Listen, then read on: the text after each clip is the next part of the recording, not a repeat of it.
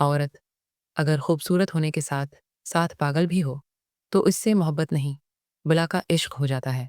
انسان کا سب سے اچھا دوست اس کا اپنا ضمیر ہوتا ہے، جو اسے اچھی بات پر شاباش اور بری بات پر ملامت کرتا ہے۔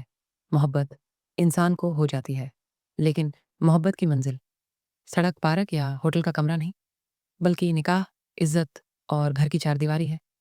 عشق ایک ایسا مرض ہے جو جب تک طول نہ پکڑے مرض نہیں بنتا، محض ایک مذاق ہوتا ہے۔ رنڈی رات کے اندھیرے میں چلنے والی ریل گاڑی کی طرح ہوتی ہے، جو مسافروں کو ان کے ٹھکانوں پر پہنچا کر ایک آہنی چھت کے نیچے خاموش، خالی اور گرد و غبار سے اٹی ہوئی کھڑی رہ جاتی ہے۔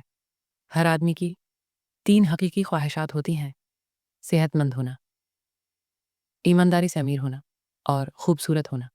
غصہ ایک ایسی آندھی ہے جو لاعلمی میں ہی عقل کا چراغ بجھا دیتی ہے۔ لڑکی جب تک روتی ہے کمزور ہوتی ہے، لیکن جب وہ رونا چھوڑ دیتی ہے تو اتنی مضبوط ہو جاتی ہے کہ محبت ہو یا نفرت، کسی چیز کی اسے پرواہ نہیں رہتی۔ جو لوگ یہ کہتے ہیں کہ یہ نہیں کیا جا سکتا، انہیں ان لوگوں کو نہیں روکنا چاہیے جو وہ کام کر رہے ہوں۔ ہمارا دوستوں کے ساتھ کیا جانے والا بدترین گناہ ان سے نفرت کرنا نہیں ہے، بلکہ ان سے لا تعلقی ہے، کیونکہ یہ ایک غیر انسانی سلوک ہے۔ زندگی میں انسان 2 باتوں کی وجہ سے بہت تکلیف سے گزرتا ہے: ایک جس کی خواہش ہو اس کا نہ ملنا، اور دوسری جس کی خواہش نہ ہو اس کا مل جانا۔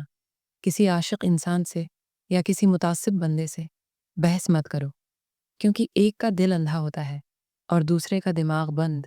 دنیا میں سب سے خطرناک اور سب سے بڑا بزدل انسان وہ ہے جو آپ کی پیٹھ پیچھے آپ کی برائی کرے اور سامنے آ کر خوش آمد کرے۔ ہم اکثر ان لوگوں کو ڈھونڈتے رہتے ہیں جن سے ہم محبت کرتے ہیں، لیکن بے خبر رہتے ہیں ان لوگوں سے جو ہم سے محبت کرتے ہیں۔ عورت ایسے مرد کو کبھی نہیں اپناتی جو اس سے محبت تو کرتا ہو لیکن عزت نہ دے۔